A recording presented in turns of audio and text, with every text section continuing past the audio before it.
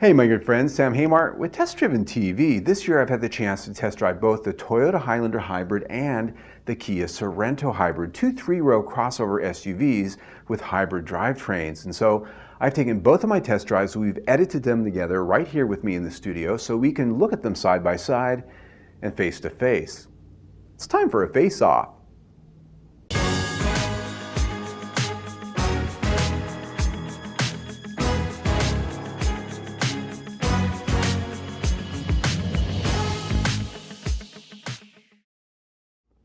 The Kia Sorento and Toyota Highlander Hybrid both share comparative space in the marketplace together because they're close in size, close in price, and both offer 3 rows of seating and offer a hybrid powertrain. Aside those two metrics, both companies have taken their own path on how they develop them, how they offer them, and what they're like. Let's start by having a look at the styling.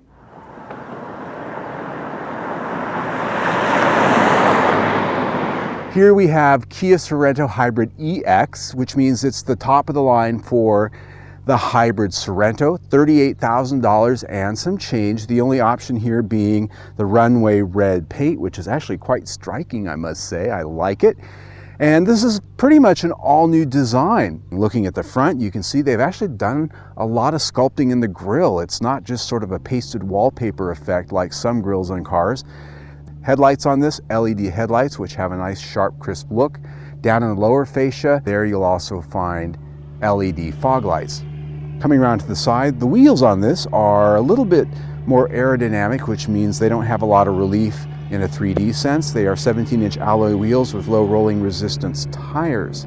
Coming down the side, I have to start pointing out a few things that look to me like, well, I don't know, sophomoric or high school grade details. It's like somebody said to a high school student on their notebook in class, here, draw an SUV that's really cool. And they got the shape and the overall silhouette right, but they started putting these strange little details on the thing that just look like extra added details that are just there for the sake of being there, like this little shark fin that's backwards on the window line up front.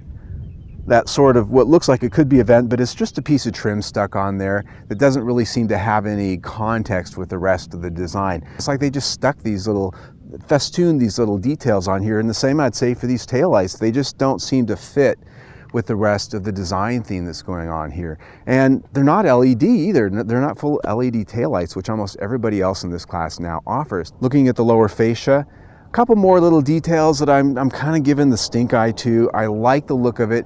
It just looks like Kia's kind of going toward that fake exhaust pipe thing. Now Kia sort of treads the line between really faking it and just kind of putting design elements there that kind of give you the impression that it might be an exhaust tip, but come on folks, we're better than this, aren't we?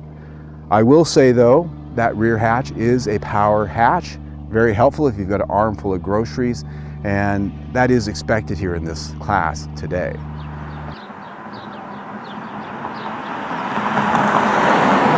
This is the 2021 Toyota Highlander Hybrid. This is a limited all-wheel drive model, which means as tested, our price comes in just below $51,000. Now, this is not the maximum you can spend here. You can go up to the Platinum model. You can get up into the 52 range.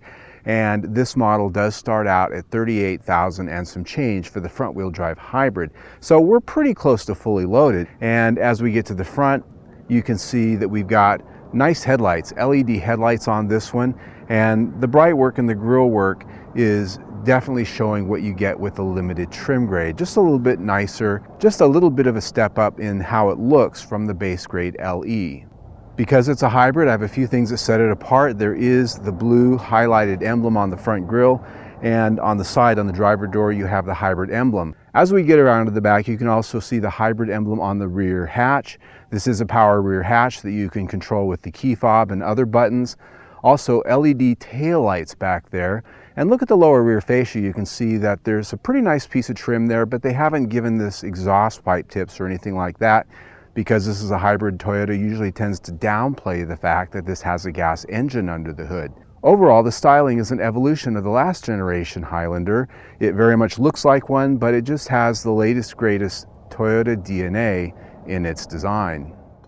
Sizing the two vehicles up has to mention that the Kia Sorento is slightly smaller than the Highlander.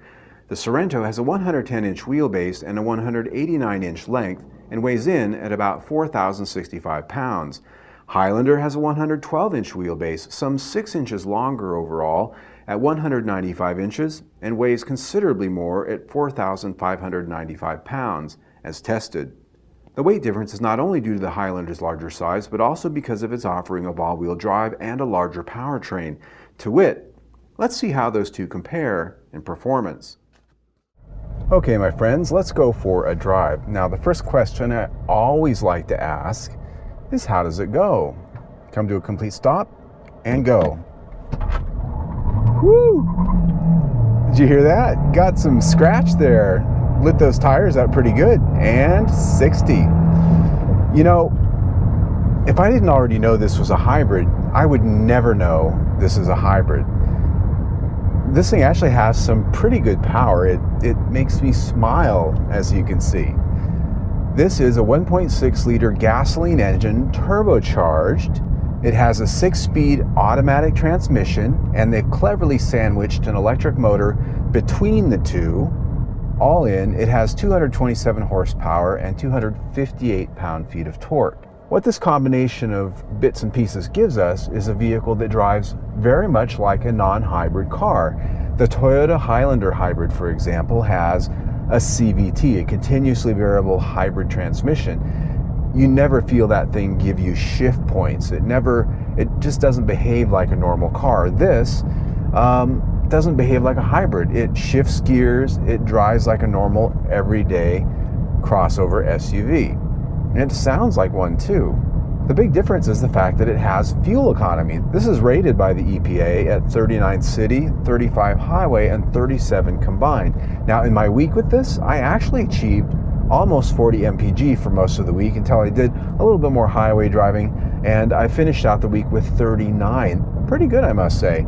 And this powertrain is very refined. You can barely tell when it's shutting off and turning on the gasoline engine, when it's going back and forth between electric power. This electric motor, one of the reasons this does have such high fuel economy is because this thing can power this thing going down even the freeway on electric power only, up to 70, 75 miles an hour. So all in, I'm very happy with this powertrain. Really, the only one thing I could say about it that could be improved is it does tend to be a little bit noisy at times when you really push it hard, but overall, very impressed.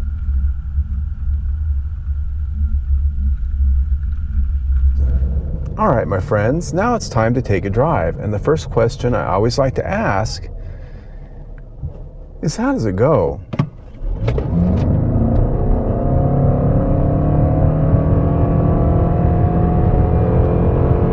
And 60. So this is a hybrid, which means I've got a gasoline engine under the hood and an electric motor, in this case because I have all-wheel drive, one in front, and an additional electric motor in the back. It's not the fastest thing in the world, but it's not exactly slow either. Under the hood in this model is a 2.5 liter 4-cylinder gas engine, which is a breakaway from the last generation Highlander Hybrid, which had a much larger V6 with considerably more power. So if you've had one in the past and you're looking at a new one, you will find that this one is quite a bit different in that it not only has less horsepower at 243 total system power, either front-wheel drive or all-wheel drive, but it's also a little bit noisier, a little bit more coarse. In fact, it kind of sounds like a lawnmower, if I'm honest. But you heard it. I'll let you make that determination. Nonetheless, this has an ECVT, which is a continuously variable transmission with an electric motor in it, and so that's why you don't have a sense of shifting going on. The motor's just droning on, kind of like a lawnmower. I don't mean that in the mean way. It's just what it sounds like. Now, I do have a manual mode here, which gives me a sequential shifting sensation.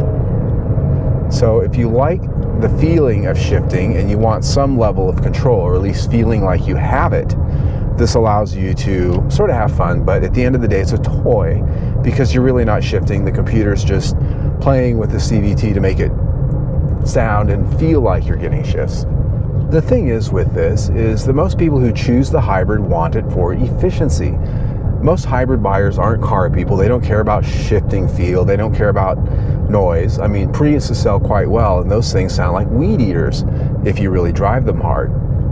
They do. This sounds like a lawnmower because it's bigger than a weed eater. This is like a really big Prius. It really just is. So fuel efficiency really is the name of the game here. This is rated at 35 city and 34 highway, and I'm quite impressed in that regard because I actually got 36 miles to the gallon during my week with it. And in my first few days where I really leaned towards city driving, I actually was hitting 37. So that's pretty impressive for a big 3-row SUV that can haul 8 people. Now we're seeing that these two vehicles are really more apples to oranges than a direct comparison. The Highlander is a little bit larger, more powerful, and offers all-wheel drive. But the Sorento offers a more engaging driving experience because of its turbo engine and sportier transmission. It's also more efficient by a few more miles per gallon. Notable, however, is the fact that the Highlander can tow a lot more than the Sorento, with an impressive 3,500 pounds of capacity. That soundly beats the 1,654-pound tow rating of the Kia. But what about handling? When it comes to ride, drive, and handling, this is a vehicle that's comparable to the Toyota Highlander Hybrid. It's about 2 inches shorter in wheelbase and about 4 inches shorter overall, but we're in the same ballpark. But if you're comparing the two, what I found about this is it does tend to feel a lot lighter on its feet because it is slightly lighter. This weighs about 4,000 pounds. And the handling on this is a little bit sharper. It has a stiffer suspension, and the steering feel is a bit sharper in my opinion. The drawback is it tends to have a little bit more road noise, and this chassis, one of the things I've noticed about it is that it tends to be a little bit harsh over bumps, and in my week with it I did notice a little bit of creaking and crunching in the steering when you were going over certain bumps or making parking lot maneuvers. It's like the bushings and the overall bolting it together isn't quite up to snuff. But that said, this is a chassis that does have a nice ride around town. It has a nice quiet ride on the highway. Wind noise is low. It just could use a little bit more refinement. Now, when it comes to ride and handling, this is built on the TNGA architecture, Toyota New Global Architecture. Almost every vehicle that I've driven that Toyota's redesigned in the past 3 or 4 years that has this new chassis design architecture drives very nicely, and this does too. This has a very high level of refinement, and it has a sense of feel and liveliness that Toyota's 10 years ago just didn't have. That's just where it's at. It has a nice high quality feel in the chassis and its reflexes. It rides quiet, it rides smooth, and the bushing and the damper settings are such that it just feels very supple, yet has some level of athleticism. I drove this up in the mountains during a road trip, curvy roads, and even though this is not a sports car, it has some agility to it that I didn't expect in a 3-row SUV. Between the two of these, I definitely found the Highlander to have a more comfortable and high-quality handling experience, and that has everything to do with the refinement and solid feel overall. The Sorento, while much more nimble and sharp in its reflexes, just didn't feel all that well put together on the drive. What I've got inside of this thing is an interior that is very mid-century modern. I mean, look at this. In fact, I'm looking at this dash and I feel like I'm looking at the back of a 1963 Buick Wildcat. I've got the taillights, I've got the chrome trim in the center. The whole thing just spells 1960s, and I kind of like it in a way. Right across the dash and the door panels is this patterned plastic with a diamond inset that really looks kind of snazzy. And all of the finishes in here when it comes to the bright work is a satin finish. It's not bright chrome. Suffice it to say, there's a lot to look at in this interior. Now, being in the EX trim grade, there is an interesting mix of features here. There's a huge panoramic sunroof that really gives this space a lot of airiness. These seats, not leather though. These are actually vinyl seats they call Syntex. They're not ventilated, they are heated. They are comfortable though and do offer plenty of adjustment range. I do not have memory settings though, and the passenger does not have a power seat. The steering wheel is actually a nice piece. It has paddle shifters which have a high quality feel. The instrument cluster is a traditional 2-dial setup with a large digital center screen that can be programmed to display what you want to see. One of the things I have noticed with this interior is there's a lot of hard plastics all around here when your hand falls on the different spots. Kia's sort of getting away from the soft stitch trims, and I've just noticed that in the last few Kias I've tested is that there's an increasing amount of cheaper materials on the interior. The center console is very simple. It has a cubby in the center with an openable lid. In there you have USB ports. There's also USB ports for both the second and the third row here. There is a wireless charger down in the center. Cup holders off to the side. This has a rotary dial shifter, which I hate. And this one is actually really bad. When you go to use it, it has a strange detent in the middle. It's not very intuitive, and it often pops back to neutral when you think you've told it to be in drive or reverse. It's just much better to have a regular lever here. They're much more intuitive, easy to use on the fly without having to look at it and fumble with it to see where you're at. Just behind it, drive mode selector and buttons for the parking brake and other ancillary things. In the center console, a nice big storage area. I'd say there's room for 2 square Kleenex boxes and maybe a couple of other things, and there is a little tray here on the top. The interior of the Highlander is a place that you're going to find is very family friendly. This is designed to be a road trip car, take the kids, take the family, the grandparents, at least 8 people in the case of this vehicle, anywhere you want to go and have room for all of your things. When I look at the design in here, this is very Toyota, and by that I mean if you've ever had a pachinko machine, you know that they sort of design their interiors in this sort of, that's not a negative comment, by the way, there's just the way they design their dashboards and interiors is very different. It's very unique, yet very practical. There's a lot of storage. Right here, just in the dash, there are places to lay phones, anything that you have that you brought with you on the trip. And especially right up here, there's a pass-through for your phone charger cable, so you can lay your phone up there, and there are charging ports galore in here, plenty of that. As I sit here, this is a very comfortable interior. I've got leather power seats, and they are both heated and ventilated in this car. I have found it very easy to get comfortable, and I took a long road trip on one of the days I've had this car. Never felt like I just had to get out of these chairs. Very comfortable, and the outward visibility and the seating position relative to the steering wheel also very good. The instrument cluster, pretty traditional in today's car market. There's 2 big dials, and in the center a digital screen that you can customize with any information that you want. The steering wheel has plenty of controls on it for your audio and for a number of the driving aids that this has, as well as the trip computer. Center console, very well designed, very simple. The center stack and most of the controls up top. Down below there's a storage cubby, and you can put a phone down there as well. Cup holders off to the side where they're out of the way, and also your main drive mode controls just before the center armrest. Now this armrest, something I want to point out, this has a roll top to give you access to the inside. But because we have the Limited, we've got the Qi wireless charger, and a little bit of a design flaw in my opinion. It is right here where you can use it, but you have to fold it up out of the way to be able to get down into the deep storage. And so whether you use this or not, it's kind of an inconvenience to always have to be opening this thing up if you use this storage area quite a bit.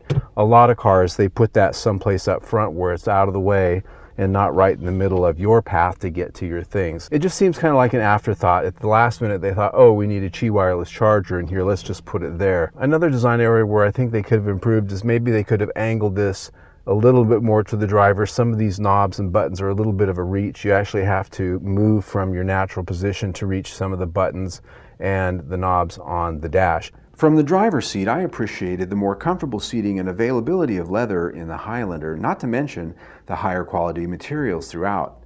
While the Kia does have some eye-catching design, the interior just felt cheaper overall and doesn't offer nearly as much in the way of options and features.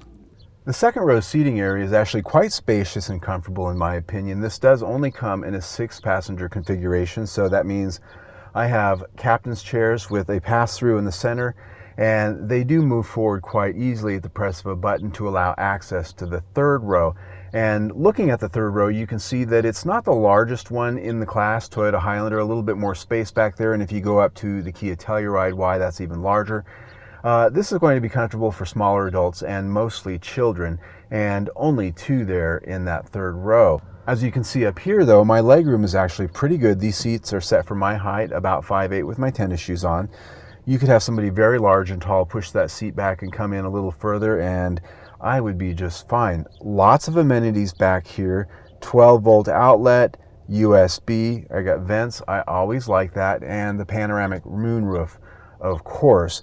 One of the things that's very nice is that these seats offer a good range of adjustment. I have a slide adjustment as well as a recline adjustment, and they also have fold down armrests, which are pretty slick. Now, of course, these seats all fold down quite easily. The third row in a 50-50 split, and the second row seats actually fold down at the press of a button quite easily and quickly to give you a fully flat load floor back there. It's pretty spacious.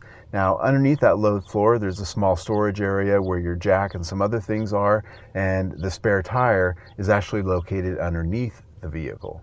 The rear seat compartment is actually very roomy, as you can see. I've got these seats up here set for my height, which is about 5'8" to 5'9", depending on what I'm wearing in terms of shoes. You can see I've got plenty of leg room back here, and my seating height also very good. I like a nice high seating position so I don't feel like I'm sitting in a hole. And so they've done that well. Being in the Limited, I also have quite a few features. There's rear air, vents are up in the ceiling. Nice to have those things blowing right on you in the hot summer days. This also has a window shade in the back. Looking down at the center console, rear controls for the HVAC, and down at the bottom, lots of charging ports. There's a 120 volt outlet for like a laptop or something. Also, two 2.1 amp USB charging ports. These seats also offer quite a bit of adjustment for a second row. You've got a sliding feature, which not always found with a hybrid, and then you also have the back rake, which allows you to recline just a little bit. You're not going to be able to recline all the way back like you would perhaps with the front seat. One of the reasons these move this way and allow some sort of adjustment is for that third row. It's a pretty small third row, as you can see. Not a lot of room. Now, there are 3 across for seating back there, but it's going to be kids. Not big adults are really going to fit very comfortably back there, at least not without moving this second row forward. Now, folding down, both the second and the third row fold down in a 60-40 split. When they're down, you can see that there's quite a nice, nearly flat load floor. At least it's got a single plane. One of the reasons the packaging is done this way is because the hybrid battery does sit under the second row seat. This also has a spare tire, a mini spare. Rather than inside, it's located down underneath the vehicle, so it's not part of the inside packaging for the interior. 3 rows of seating doesn't always make for an equal comparison. While both have similarly sized third rows, the Highlander seats 3 across, the Sorento just 2. You can have the Highlander with up to 8 total passengers, with the Sorento just 6. That said, much like the front, I found that the Highlander had a more comfortable existence, at least for the second row passengers, and as stated before, offers more in the way of features and comforts. While the Highlander we tested here was some $12,000 more than the Sorento, it can be had starting at $38,000 for a front-wheel drive LE hybrid, which is more comparable to the Sorento EX we have here, so closer to apples. All right, my friends, this is the part where I tell you which one I think is best. I'm going to do it. And here it is. If I were spending money on either of these 2 vehicles, I would probably definitely go for the Toyota Highlander, and that's simple. You've already seen a lot of the reasons why. It's larger, higher quality inside and out, it handles better, it has more power. Efficiency's not quite all the way up there with the Sorento, but it's just a better vehicle all around. If you're going to be buying this for road trips, camping, family, whatever, I just think it offers more for that money. And as I stated, you can get the Toyota Highlander down closer in price to the Kia Sorento if you option it that way. You can get them pretty close, so it's not that big of a disparity just because the one we tested had more stuff on it. But if you want more stuff, Toyota Highlander's your answer. Either way, that's where I come out. If you like the video you just saw, please see my latest one right there, or better yet, subscribe to my YouTube channel right there. Either way, stay tuned.